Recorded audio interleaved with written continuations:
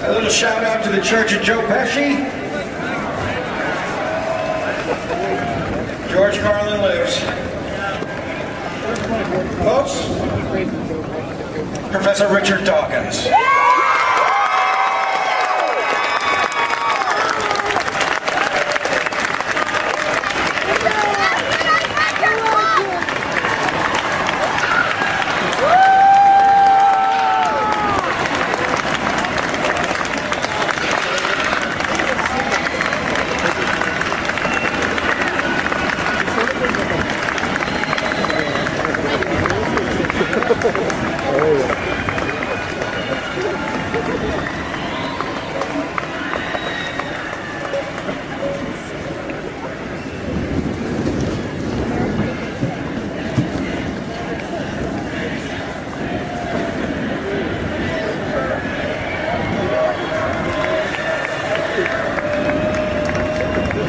What a magnificent, inspiring sight.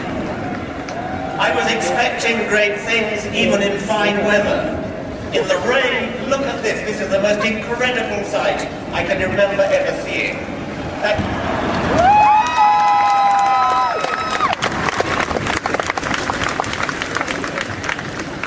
The sharper critical thinkers among you may have discerned that I don't come from these parts.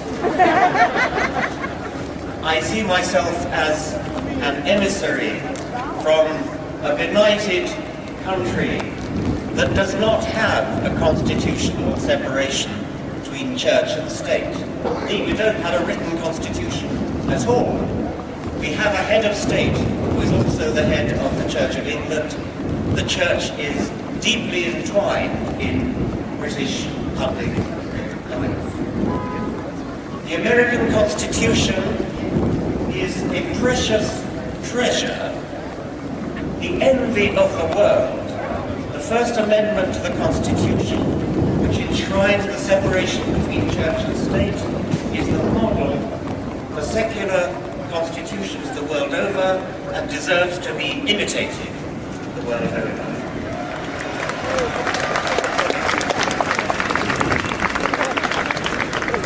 How sad it would be if, in the birthplace of secular constitutions, the very principle of a secular constitution were to be betrayed in a theocracy. And it's come close to that. How could anyone rally against reason? How is it necessary to have a rally for reason? Reason means basing your life on evidence and on logic, which is how you deduce the consequences of evidence. In 100 years' time, it seems to be inconceivable that anybody could want to have a rally for reason. By that time, we'll either have blown ourselves up, or we'll have become so civilized that we no longer need it.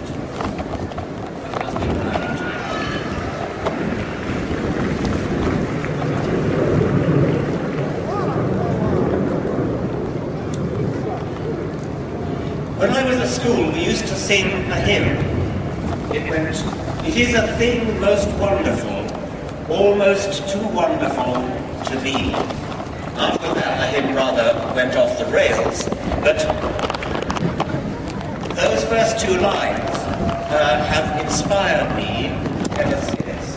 It is a thing most wonderful that on this once barren rock, orbiting a rather mediocre star on the edge of a rather ordinary galaxy, on this rock, a remarkable process called evolution by natural selection has given rise to the magnificent diversity of complexity of life, the elegance, the beauty, and the illusion of design which we see all around us, has given rise in the last million years or so to a species, our species, with a brain big enough to comprehend that process, to comprehend how we came to be here, how we came to be here from extremely simple beginnings where the laws of physics were played out in very simple ways. The laws of physics have never been violated, but the laws of physics are filtered through this incredible process of evolution by natural selection to give rise to a brain which is capable of understanding the process, a brain which is capable of measuring the age of the universe between 13 and 14 billion years, of measuring the age of the Earth between 4 and 5 billion years, of knowing what matter is made of, knowing what we are made of atoms, brought together by this mechanical, automatic, unplanned, unconscious process, evolution by natural selection. That's not just true, it's beautiful. And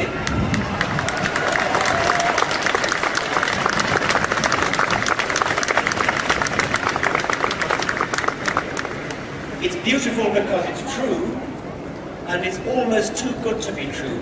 How is it conceivable that the laws of physics should conspire together without guidance, without direction, without any intelligence to bring us into the world? Now we do have intelligence. Intelligence comes into the world, comes into the universe late. It's come into the world through our brains and maybe other brains in the universe.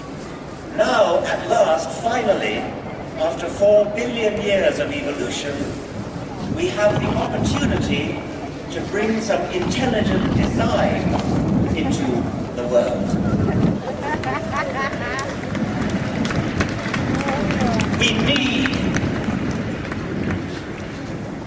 We need intelligent design. We need to intelligently design our morals, our ethics, our politics, our society. We need to intelligently design the way we run our lives, not look back to scrolls. I was going to say ancient scrolls. They're not even very ancient. About 800 BC, the book of Genesis was written. I am often accused of expressing contempt and despising religious people. I don't despise religious people, I despise what they stand for.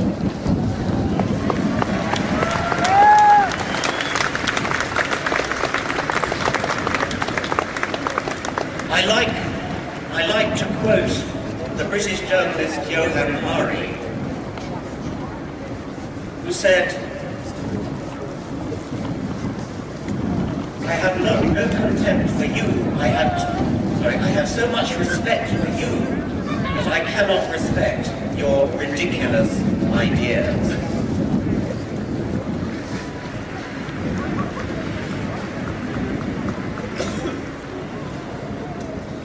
The electromagnetic spectrum runs all the way from extremely long wave, radio wave end of the spectrum to gamma rays at the very short wave end of the spectrum.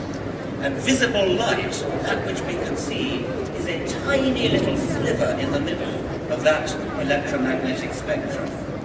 Science has broadened out our perception of that spectrum to long-wave radio waves on the one hand and gamma rays on the other.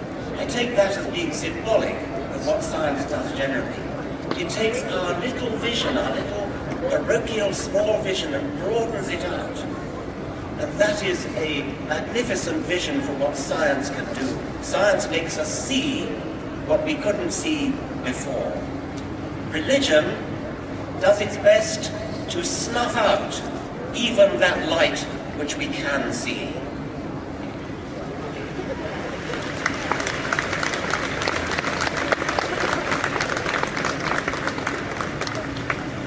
So we're here to stand up for reason, to stand up for science, to stand up for logic, to stand up for the beauty of reality and the beauty of the fact that we can understand reality. I hope that this meeting will be a turning point. I'm sure many people have said that already. I like to think of the physical analogy of a critical mass. There are too many people in this country There are too many people in this country who have been cowed into fear of coming out as atheists or secularists or agnostics. We are far more numerous than anybody realizes.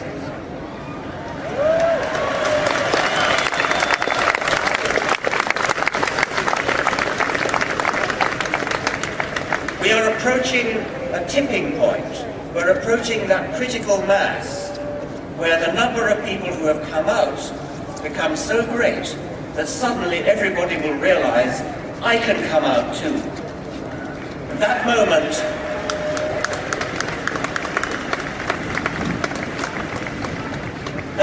is not far away now, and I think that with hindsight, this rally in Washington will be seen as a very significant tipping point on the road.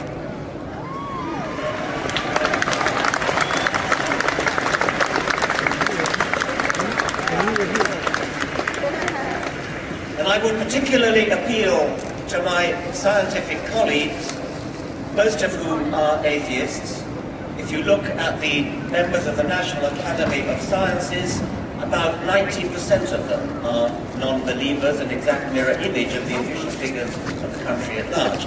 If you look at the Royal Society of London, the equivalent for the British Commonwealth, again, about 90% of them are atheists. But they mostly keep quiet about it. They're not ashamed of it, they just can't be bothered to come out and express what they feel. They think religion is just simply boring and they're not going to bother to even stand up and oppose it. They need to come out. Religion is an important phenomenon. 40% at least of the American population, according to opinion polls, think that the world, the universe indeed, is less than 10,000 years old. That's not just an error, that's a preposterous error. I've done the calculation before, and it's equivalent to believing that the width of North America from Washington to San Francisco is equal to about 8 yards.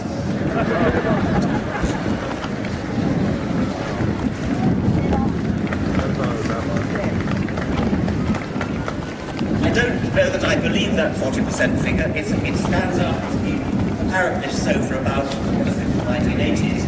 But what I want to suggest you do when you meet somebody who claims to be religious, ask them what they really believe.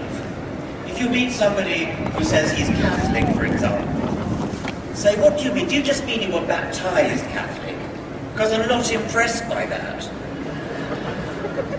We just ran a poll, my foundation in Britain just ran a poll in Britain in which we took those people who had ticked the Christian box in the census, and by the way, that figure has come down dramatically. We just took the people who ticked the Christian box, and we asked them, why did you tick the Christian box? And the most popular answer to that question was, oh, well, I like to think of myself as a good person. Well, we all like to think of ourselves as good people. Atheists do, Jews do, Muslims do. So when you meet somebody who claims to be Christian, ask her, ask him, what do you really believe? And I think you'll find that in many cases, they give you an answer which is no more convincing than that I like to be a good person. By the way, when we went on to ask a specific question of these, only 54%, what do you do when you're faced with a moral dilemma? Where do you turn? Only 10% turned to their religion when trying to solve a moral question. Only 10%. The majority of them said, I turn to my innate sense of goodness. The next most popular answer was, I turn for advice to relatives and friends.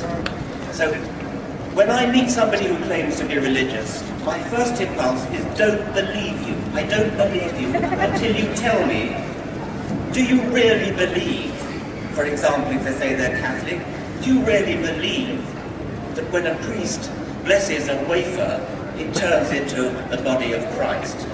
Are you seriously telling me you believe that? Are you seriously saying that wine turns into blood? Mock them, ridicule them.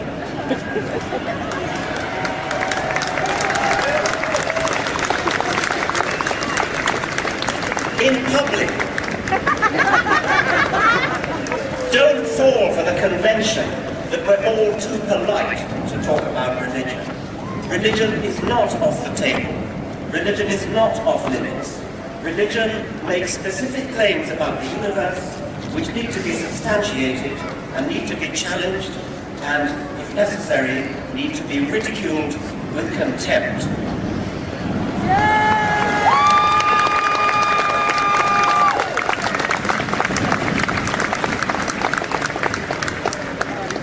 I want to echo what my colleagues from the Richard Dawkins Foundation have said. I am an outsider, but we have well-staffed in America, and we're going to spread the word along with our colleagues in other organizations throughout the length and breadth of this land which is the fountainhead, the birthplace of secularism in the world. And as I said before, don't let's let that tradition down. Thank you very much.